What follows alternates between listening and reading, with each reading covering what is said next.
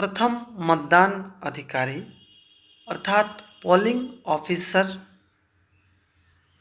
1 क्या है इनका कार्य। तो प्रथम मतदान अधिकारी निर्वाचक नामावली की चिन्हित प्रति, वोटर लिस्ट की चिन्हित प्रति का प्रभारी होता है और वो मतदाता की पहचान के लिए उत्तरदायी होता है। यानी कि वो मतदाता जो वोट देने के लिए वोटिंग कंपार्टमेंट में आते हैं उनकी सबसे पहले पहचान करता है।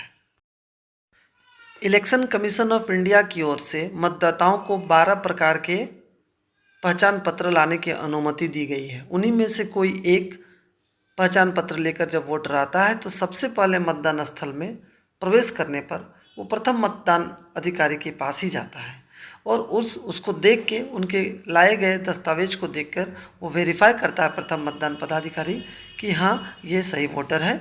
और अगर कोई समस्या होती है तो उनके पीछे बैठे हुए जो एजेंट होते हैं, वो अभ्यर्थियों के जो एजेंट होते हैं वो उसको वेरीफाई करते हैं कि अमुक व्यक्ति सही में वोटर है।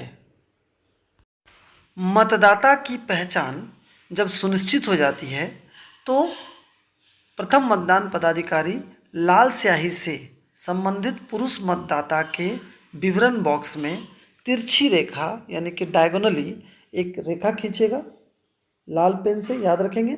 महिला मतदाता की स्थिति में लाल स्याही से बॉक्स के ऊपरी हिस्से में बाईं तरफ अंकित मतदाता क्रमांक को गोल भी करेंगे। यानी तिरछी रेखा सभी वोटरों में करना है और साथ ही साथ अगर कोई ट्रांसजेंडर वोटर हो तो वैसे परिस्थिति में मतदाता क्रमांक के जहाँ पर गोल करते हैं वहाँ पर एक स्टार भी लगा देंगे। गोल नहीं करेंगे इस बार, तिरछी रेखा खींचने के बाद स्टार लगा देंगे।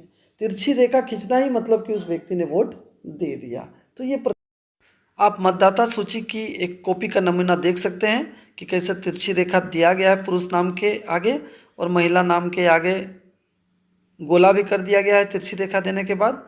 और अब हम देखेंगे कि मान लीजिए कोई एक ट्रांसजेंडर है तो वो क्रमांक के पास देखिए मैंने स्टार का भी सिंबल दे दिया है। अंत में मतदान समाप्ति पर कुल डाले गए वोट में महिला एवं पुरुष वोटरों की संख्या अलग अलग बताना भी प्रथम मतदान पदाधिकारी की जिम्मेवारी है। एक बार पुनः प्रथम मतदान पदाधिकारी को ये पता होना चाहिए कि वोटर किन प्रकार के 12 पहचान पत्र लेकर आएंगे। तो 1 नंबर में मतदाता पहचान पत्र, 2 पासपोर्ट, ड्राइविंग लाइसेंस 3, 4 में सर्विस पहचान पत्र, 5 में पासबुक फोटोयुक्त, 6 में पैन कार्ड, 7 में स्मार्ट कार्ड हेल्थ डिपार्टमेंट या श्रम डिपार्टमेंट का। उसके बाद मनरेगा जॉब कार्ड भी ला सकता है वो, स्वास्थ्य बीमा कार्ड जिसको स्मार्ट कार्ड बोलते हैं, पहले वाला स्मार्ट कार्ड श्रम मंत्रालय द्वारा था। उसके बाद पेंशन दस्तावेज फोटो सहित सरकारी पहचान पत्र सांसद, विधायक और विधान परिषद सदस्यों के लिए जारी किया गया उसको ला सकता है। और अंत में वो आधार कार्ड के तौर पे लाता है। मैक्सिमम लोग वोटर आईडी और आधार कार्ड लेके आते हैं, तो इनके आधार पर हम वोटर की पहचान करते हैं।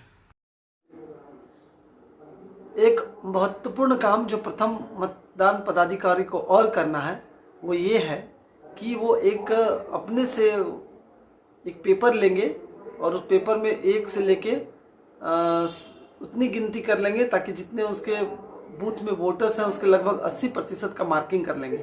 जैसे कि मान लीजिए 1000 वोटर्स हैं तो 800 का मार्किंग कर लेंगे।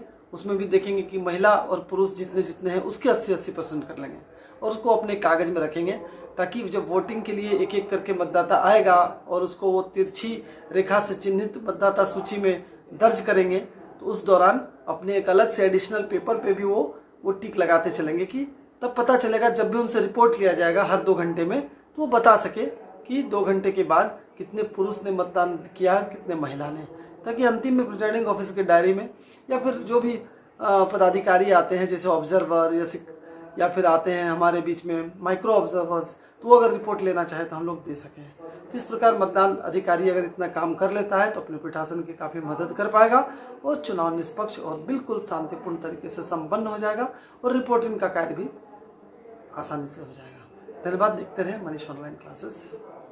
चुनाव की खबरें, चुनाव की जानकारी।